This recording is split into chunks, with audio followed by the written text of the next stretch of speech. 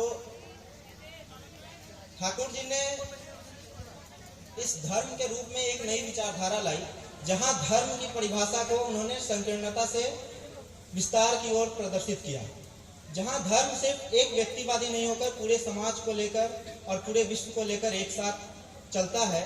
तो इस पर उन्होंने धर्म में 8 मूल रूप से उद्देश्य दिए, जिसमें उनके उद्देश्यों में है धर्म के रूप में सदा सच बोले, पहला उद्देश्य, क्योंकि समाज में सच्चाई होनी चाहिए, तो सच बोलने पर उन्होंने बल दिया।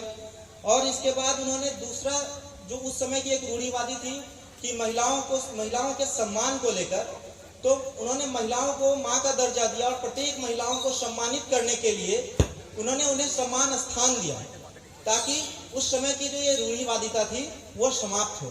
1830 ईस्वी अंग्रेजों का दौर था, अंग्रेज हमारे ऊपर शासन कर रहे थे और हमारे समाज में बहुत सारी रूढ़िवादी धाराएं चल रही थी, धारणाएं यहाँ पर। तो इस चीज पर उन्होंने विशेष बल दिया कि महिलाओं को समानता मिले।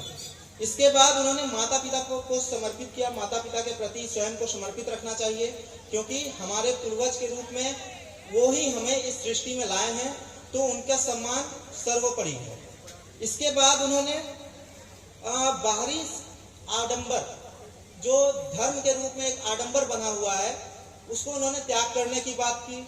और फिर उसके बाद उन्होंने अपने काम के साथ साथ ईश्वर के स्मरण पर जोर दिया, और इस चीज को उन्होंने विशेष रूप से कहा कि काम करने के साथ साथ ईश्वर को याद रखना हमेशा जरूरी है। और ईश्वर को याद रखने के लिए जरूरी नहीं कि हम संन्यास ग्रहण करें। संन्यास ग्रहण, उनका कहना था अगर सारे लोग संन्यास ग्रहण करेंगे तो ये सृष्टि रुक जाएगी, इसलिए संन्यास नहीं, हम गृहस्थ जीवन में भी ईश्वर का स्मरण कर सकते हैं और ईश्वर को प्राप्त कर सकते हैं, क्योंकि ईश्वर कण कण में विराजमान है। इसके बाद उन्होंने 2 और महत्वपूर्ण चीजें रखी, जिसमें समाज अर्थ मूल रूप से एक दूसरे से जुड़ा हुआ है। समाज जिसे हम एक साथ लेकर चलते हैं, पीछे कोई ना छूटे, इस पर उन्होंने विशेष रूप से ध्यान दिया और पिछड़े वर्गों को एक मुख्य धारा में जोड़ने की कोशिश की। जहां पिछड़े वर्ग एक दूसरे से दूर हो रहे थे, तिरस्कृत किए जा रहे थे, जो हमारे अज्ञानता का प्रतीक था कि हम लोग एक दूसरे को साथ लेकर नहीं चल रहे हैं, और यह मानवता के खिलाफ भी था। तो उन्होंने इस मानवता के धर्म को सर्वोपरि माना और इस धर्म में मनुष्यता को पिरोहित किया, ठीक है। और इसके बाद उन्होंने अर्थ को भी अपना मूल रूप बताया कि जीवन जीने के लिए अर्थ आवश्यक है। और इसके बाद उन्होंने सबसे विशेष ध्यान शिक्षा के ऊपर दिया, जहां शिक्षा ही वो चीज है जिसके द्वारा हम इस समाज को जहां चाहे वहां ऊपर की दिशा में ले जा सकते हैं। शिक्षा के अभाव में ही समाज नीचे गिर रहा है और लोग एक दूसरे से दूर हो रहे हैं।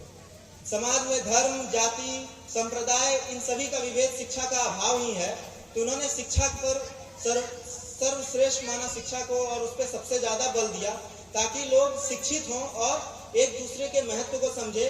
जहां उच्च वर्ग, निम्न वर्ग, छुआछूत, ऐसी अनेक धारणाएं थी जो कि समाज को तोड़ कर रखती थी, समाज को खंडित कर दी थी, और इसके फायदा उठाकर लोग हमारे ऊपर शासन कर रहे थे।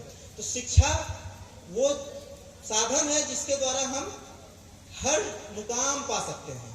तो इसलिए उन्होंने शिक्षा को सर्वोपरि माना, और उन्होंने शिक्षा के क्षेत्र में जो निम्न वर्ग के लोग थे, जो शिक्षा नहीं पा रहे थे या शिक्षा से वंचित रह रहे थे, उच्च वर्गों द्वारा दबाए जा रहे थे, उन सभी को एक अपनी धारा में शिक्षा ग्रहण करके अपने इतिहास को, अपने समाज को जानने का मौका मिले और इससे वो एक साथ जुड़कर रह सके। तो ये मुख्य रूप से 4 उद्देश्य उनका था, जहाँ मुख्य रूप से ये उनका समाज में काम करने का एक तरीका, जिससे समाज ऊपर की ओर उठे और समाज अपना विकास करे। इसके बाद उन्होंने कुछ उद्देश्य माने, जिसमें कि धार्मिक साम्यता हो, धार्मिक समानता, सामाजिक साम्यता, राजनीतिक शैक्षिक समानता, और इसके बाद हिंदू धर्म में जो भी कुसंस्कार हैं, जैसे सती प्रथा, विधवा विवाह, इन सभी को उन्होंने तिरस्कार किया। कहा ये हमारे समाज की रूढ़ी है और इसको हमें नहीं अपनाना चाहिए, बशर्ते इसे दूर करना चाहिए। इसके बाद उन्होंने जातिगत साम्यता, जातिगत जो भी जाति हैं सभी एक हैं, और इसके बाद हमें एक दूसरे के साथ मिलकर रहना चाहिए।